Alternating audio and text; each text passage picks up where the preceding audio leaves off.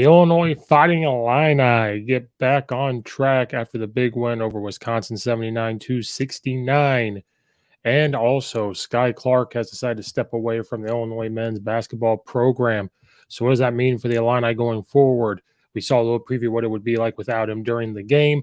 And did Illinois fans panic too early or just panic when they didn't have to after the Missouri game and what has happened after the Northwestern game? We're going to discuss the game from Illinois versus Wisconsin.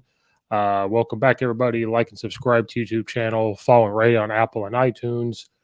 Follow me at coach underscore Steve72 on Twitter, and the Twitter for the podcast at Coach Steve Show on Twitter as well. Leave a comment in the comment section down below. Like and subscribe again and all that good stuff. So Illinois gets the win 79-69 over Wisconsin on Saturday afternoon. Now Illinois is 10-5 overall, and they finally got a Big Ten win. They are now 1-3 in conference. Wisconsin is now 11-3 in the regular season. That was their first conference loss.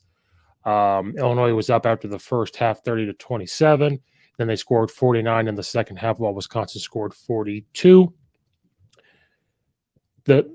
We'll talk about Skyy Clark first. It was announced, it was the day or 2 days beforehand that he was going to step away from the basketball program.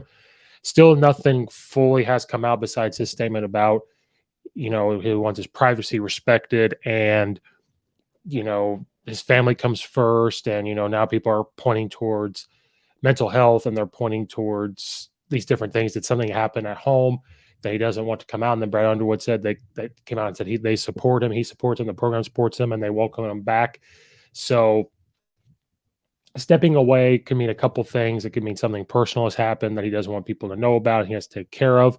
That stuff's kind of hard to hide with social media nowadays. He could be stepping away because he doesn't like the locker room, doesn't like the players. Again, that stuff would come out as well. It can mean a bunch of different things like that. And the moment it happened, people ran with it and said that he doesn't like Brett Underwood, and viral things went of Coach Underwood yelling and saying that, we'll see, Skyy Clark, this is what you got into, and you couldn't handle it, and Coach Underwood's coaching was too much for him. And I say BS, because he seemed to be fine. What it could possibly mean is that he got burnt out. It could be from being a high regarded recruit, playing travel ball, AAU, high school ball. Part of his high school time was the COVID stuff. So that puts a lot of pressure on people. And so I'm not saying that happened. I have no reason to say that's true. That's just a part of what it could look like, because it is, you play high school ball. That's a time commitment. I don't like the term it's a grind, but high school basketball is a grind. And then sometimes these particular players, sometimes they go play travel ball in the summer. They play AAU. They're doing it all year round. Sometimes they don't play other sports. And I don't know what he was doing. I'm sure he played another sport, but if they're getting recruited in that one sport, they'll play other sports, but then they put more time into that one. And then maybe he got to college and realized this is a lot, and his mental health probably took a toll and just needed to, step away for a little bit. But the comment of Coach Underwood saying they would welcome him back, just kind of tells you that it could be he just mental health couldn't handle it. It could be maybe it is toxic in the locker room and things that he just doesn't like to see. But then people started to say that it was maybe he's the one that's toxic, and because of how Illinois went with getting the win, because he left and then Illinois gets the win. I am not saying that one way or the other. I'm not saying Skyy Clark not being there means they won the game. We'll talk about the game as to probably why that is. I just think that something has happened at home. I don't think that maybe it's necessarily him and Coach Underwood. People like to say that, though, because they think Coach Underwood throws these quote-unquote tantrums, but he just had to walk away. So that kind of tells us that burnt out, something happened at home, or he just this isn't what he thought it was, and need to step away to really reflect on if this is something he wants to do. This is not 100%. It could be misinformation. It's just speculation, but Everybody else is speculating, so why can't I? So that led into Illinois playing Wisconsin, and Wisconsin ranked 14th in the nation. Ranked pretty high in the Big Ten. Hadn't lost a Big Ten game yet. Big time game for Illinois, and after the way it went against Northwestern, it was very worrisome. Of could they get it to click? And by God, they got things to start to click and start to work. You notice right from the get go that the ball movement, not quite at the beginning, but after a while in the first half, you really started to see more aggression out of the team defensively and offensively.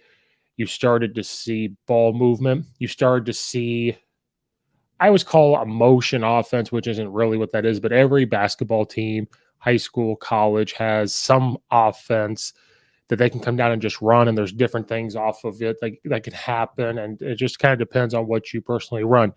You saw Illinois running a ton of it looked like a 2-1-2. They have a point guard and an off guard up. They have a guy flying up to the free throw line.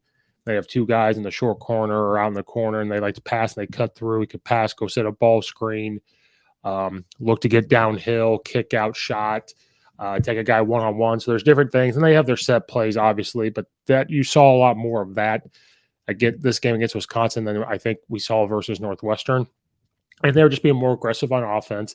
They were passing the ball around. They were being more unselfish. A lot of more movement, not as much standing around after, I would say, probably the 8-minute mark or so in the game. And then you had players finally step up that needed to start to step up. Coleman Hawkins in the second half really stepped up. Shannon Carter really stepped up. That experience and age-wise started to step up. For the Illini, a lot better. Off the bench, Epps, I thought, played much better. Harris, even though he didn't score, I thought, and he got it. He only had one foul, but the times he's in there for that 15 minutes really was a pest on defense. So I think they really told him, you're going to play defense. He ended up with 3 steals.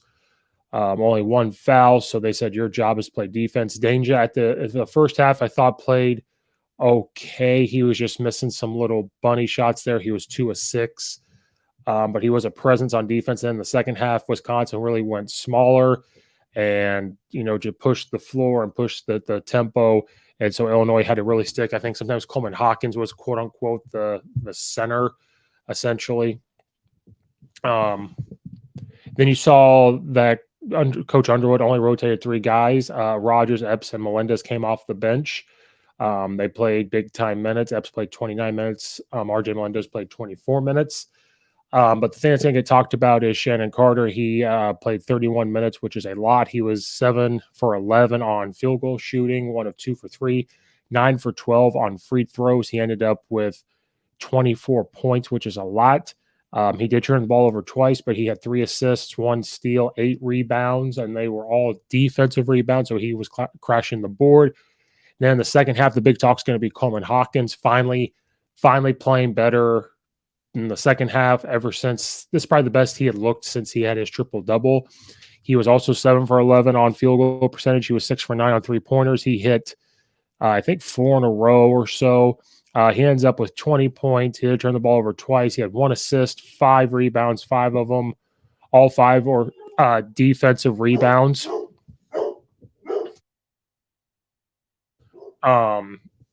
So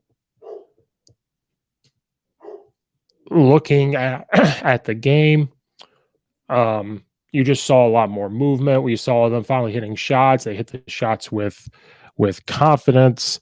Then on defense, you're still seeing that they're not switching on defense anymore.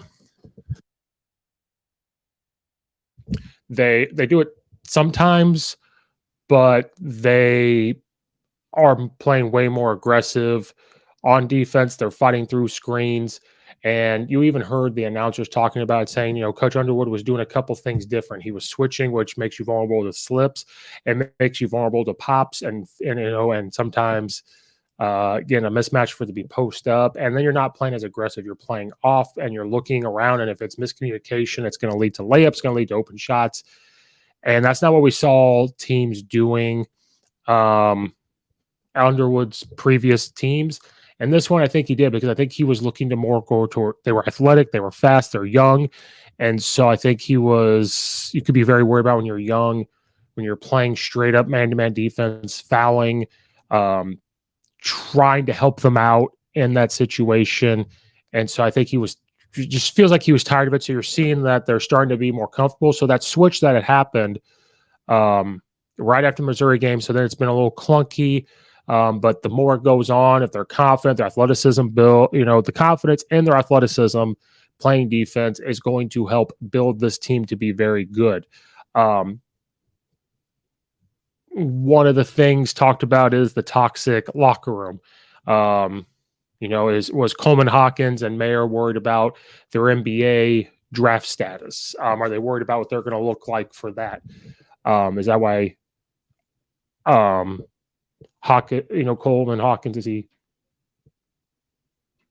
trying too much? Is Mayer trying to do way too much and be more about himself? Well, this game, Coleman Hawkins, I think, looked, like I said, he looked better. Mayer only had 10 points. He was 2 for 5 on field goals, 1 of 2 on 3. So he wasn't forcing them as much. He was getting fouled. He came up with 6 rebounds, 3 assists. He also had 2 blocks. And so something had happened in that locker room with Coach Underwood, and something clicked now with this game versus Wisconsin. And so what this can mean going forward is without Skyy Clark, that's an athletic guy that can bring the ball up and guard people. You are going to miss that, so you're going to have Harris step up more on the defensive side. Shannon Carter's going to have to take a bigger role. Even though he's not a freshman, he has some experience. He's going to take a bigger role. Epps coming off the bench with 15 points. He's been playing sneaky well, and so that he's going to have to step up. RJ Melendez is going to have to start stepping up. He only had 4 points, but he played a lot because he does bring that rebounding ability and can build a guard because he's lengthy. He ended up with 6 rebounds, 5 defensive, 1 offensive. So those type of things are just going to have to work through this Illinois team. But they did better shooting free throws. They were 73%, which it could be better, but it was better than what it was. 52% overall on 3-pointers. Shot 47% from the floor, which is better. 30 rebounds or 30 defensive rebounds, 7 offensive rebounds, 14 assists overall, 5 steals, 6 blocks. They turned the ball over 10 times, and that happened at the end. A couple of those turnovers, though, were trying to get that extra pass when they were up. So it was unselfish. It wasn't taking the guy off the dribble and getting it poked out or anything like that. Only 14 fouls compared to what they were doing up to getting 20 fouls a game. The largest lead was 15. And so what does this mean going for Illinois? If this can continue, because you just beat a good Wisconsin team that, people, they were ranked low in the Big Ten, but Wisconsin always seems to find a way to compete in the Big Ten and find their way back into that conversation. And so what does this mean? Well, it means that Illinois finally gets a Big Ten win. They're still low. They're 2.5 games back from Purdue, who is 4-1 in conference overall. They're 1-3 in conference right now. Nebraska's 2-3. And so it means that if Illinois can slowly figure it out and slowly continue to play together, and if they can figure out their locker room issues, which looks like they kind of, for this game at least, and again, it's one game. We got to continue to see it for multiple games because they have a very tough schedule. Now it's manageable, but it's tough. Having to go play Nebraska, then Michigan State, Minnesota, Indiana, Ohio State, then Wisconsin again, Nebraska again, Iowa, Minnesota, Rutgers, get Penn State again, Indiana, Northwestern, Ohio State, Michigan, Purdue. It's very, very tough. The Big Ten is a gauntlet right now. And if game by game they can piece these things together and put how athletic they are into running this offense where they can just move around and wear people down, where on the defensive side they could use their speed to really bother people. Danger is a nice complement to that, where this big guy down low that's going to stop people from driving into the lane. And if they are confident shooting the ball and then people flying out them and then driving to the lane and still kick out for that extra shot, being unselfish. Illinois' proven how good they were to beat Texas, to beat UCLA. They've proven how good they can be. It's just figuring out how to play as a team, because we're dealing with guys that never played. Not all of them have played together. We're used to seeing Illinois teams that were recruited as freshmen and being young, and if you get some guys from a transfer portal, it wasn't very many, but they were surrounded by guys that have been together for 2 years or so they'd understand how to play. You're dealing with guys that, Melendez and Coleman Hawkins have been around each other, but did they really play together on the floor? You've got Mayer, who has experience. You got these freshmen. You've got a transfer, Shannon Carter. So you have things put there. You have pieces. They're very lengthy. They're very tall. They're very physical. And I think that when this non-switching man-to-man defense all the time, when it starts getting cleaned up and it starts being very good and it starts clicking, and then on offense, when they realize how fast they are, how athletic they can start moving around, staying out of foul trouble and keeping those guys on the floor, they can compete with anybody in the country. And if it starts clicking, they get confidence, because once you get confident, it's going to shoot, straight to the moon. And so once that gets going, they can be very well. So I think myself and some other people, we panicked too much, but it is just one game. But it's nice to see, because people were thinking they're probably going to get beat by Wisconsin the way it happened with Missouri. And they came out and proved how tough they can be, how mentally tough they can be, and when they're shooting and confident. Now, when they got the lead, now they've got to learn how to keep the lead. They got to learn how to give it up. But I think that Illinois, I said this, will be okay as long as it continues to go. If they lost this game, it might be different. You didn't see much of how bad of a Coach Underwood is after this game. So it's easy to say things when they lose, and it's easy not to say things when they win. If you just trust what he's doing, things will be fine. And then somebody said there's 75 basketball coaches out there that can do exactly what Coach Underwood does, and I dare them to name 75 coaches that can do what he was doing right now over his time at Illinois. I want them to say that. But good win for Illinois. Sad to see Skyy Clark walk or step away for a little bit. Hopefully he will be back. But right now, if Illinois can figure out the rotation with Coach Underwood and his lineups and everything, I think they're going to be just fine. They'll compete with people, and it's going to be an interesting matchup versus Nebraska, who can be very good. They're sneaky like that. So it'll be very interesting to see how that works. But Illinois got the big win. We will talk about them when they play Nebraska. Thanks, everybody, for watching or listening. Like and subscribe on the YouTube channel. Follow Ray on Apple and iTunes. Follow at Coach_Steve72 on Twitter, and then at Coach Steve Show on Twitter as well. Leave a comment in the comment section down below. Thank you guys again for watching and or listening, and we will see you guys next time.